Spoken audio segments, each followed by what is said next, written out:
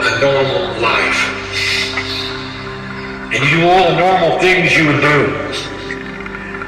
You laugh when it's appropriate, you cry when it's appropriate, and every single moment you're in touch with the Creator. What a concept. And it's outside of that which is the three-dimensional box where you're taught you live. And that's what we wish this message to be today. An examination of the very logic of spirituality that is changing before your eyes. And it's not just for those in spiritual circles, it is planet-wide.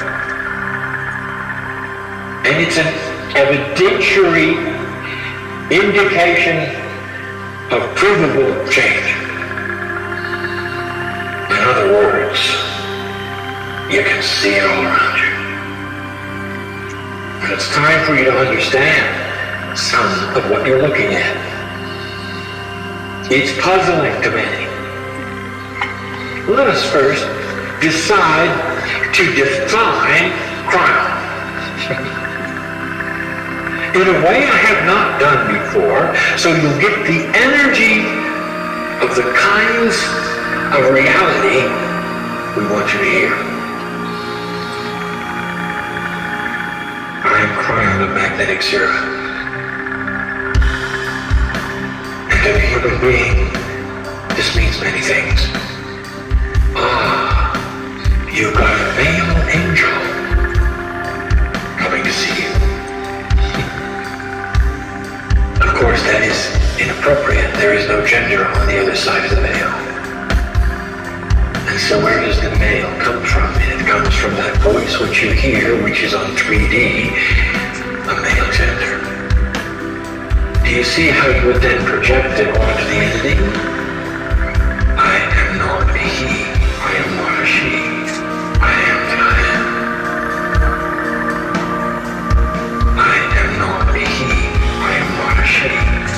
What kind of an angel are you? Are you an archangel? That is to say, in the hierarchy of angeldom, where are you? We've got to know your importance factor. This has been asked. What if I told you there was no hierarchy? And that archangels are only names to put a three-dimensional construct into something which is not. Well, who are you? And that, even that, is filled with the bias of three dimensions. I am that I am. I am not singular. That is not understandable by many humans. For you want a singular point source of conversation. You want an entity, you want a body, you want skin and wings, you want a gender, you want a name. And then you're happy, aren't you? And what if there were none of those things? What if I am a concept? The humans say, I don't want to have a conversation with a concept. Well, you are. What if the concept was the Almighty God, creator of the universe? One who dwells in you in every single cell and every chemical in the DNA.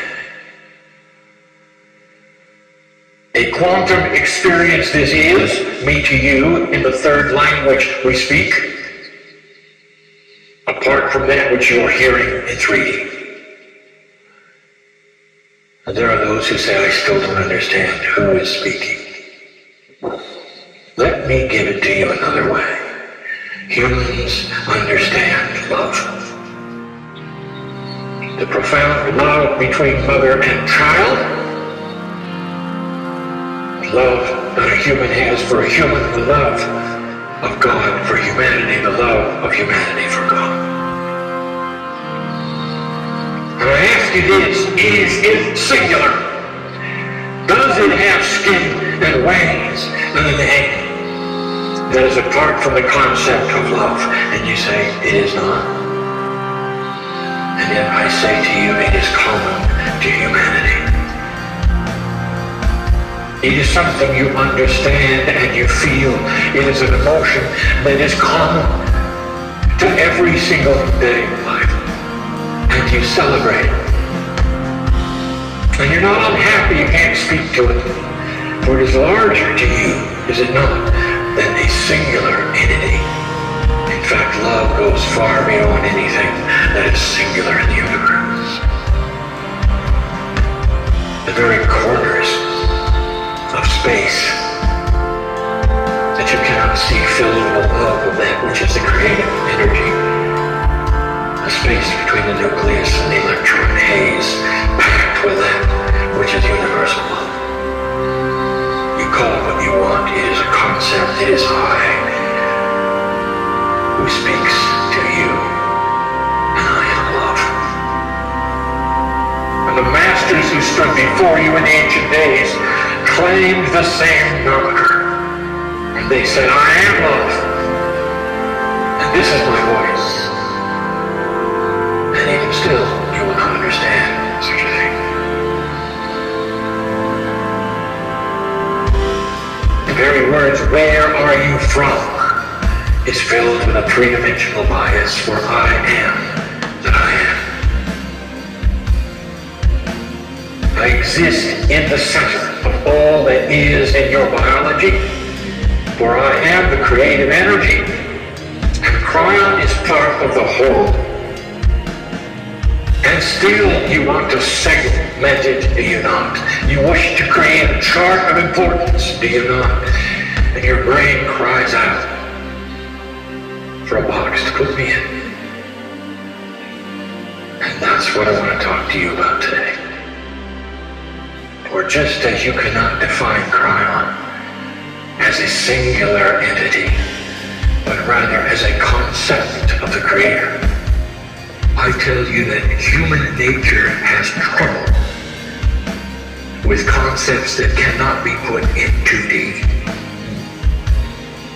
What does a human do in order to explain something to another group of humans? They put a chart together which is in 2D on a screen. And there's the aha. Oh, I see the organization of it, you might say. Oh, I see what is on top and what is on bottom. I even see the complexity of the lines that are drawn one to another, which seem to be interactive. And that's the extent of it. What if I told you there's a system that you cannot grasp? What if I told you that there is something happening on this planet Earth that is far different than anything that has ever happened, that defies the logic of organization? Imagine for a moment a three-dimensional chart on a piece of paper that would give you the management flow of important to non-important and how things should work. And let us say that when you look at that graph, you see and understand how things work. I have just given you three-dimensional human being logic. Now I want you to draw something else on a piece of paper, and for a moment I want you to pretend there is no gravity and you can suspend it 3 inches above the other piece of paper. Now I want to tell you that something that happens in the graph above the one that you learned is going to affect the one that you learned. Oh, you say, oh, that's still too complex. No, it's still on a piece of paper. You can still understand it. Just understand that the things on the top affect the things on the bottom. And they're related, they're interrelational. Suddenly you have relational reality.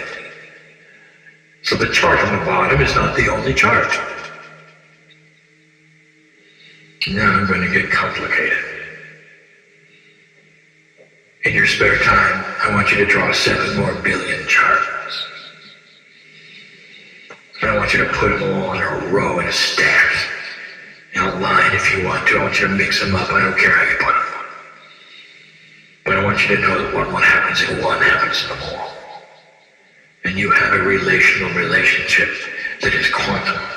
with the Creator, with other human beings, with Gaia, and that is the reality that you're beginning to learn all about. And you might say that it's way too complex, I will never understand it. And then I'll make the statement, you were never supposed to. What you're supposed to do is to honor its existence. For in the very honoring that it exists, you use it. You depend upon it. You're part of it.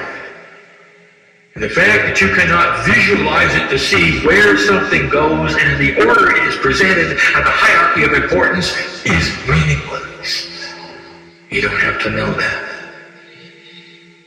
All you have to know is that you are one of the charts. And you are a part of the divineness of all that is. And then you'll have a beginning to the process that is happening on this planet which defies logic. And you're starting to see it.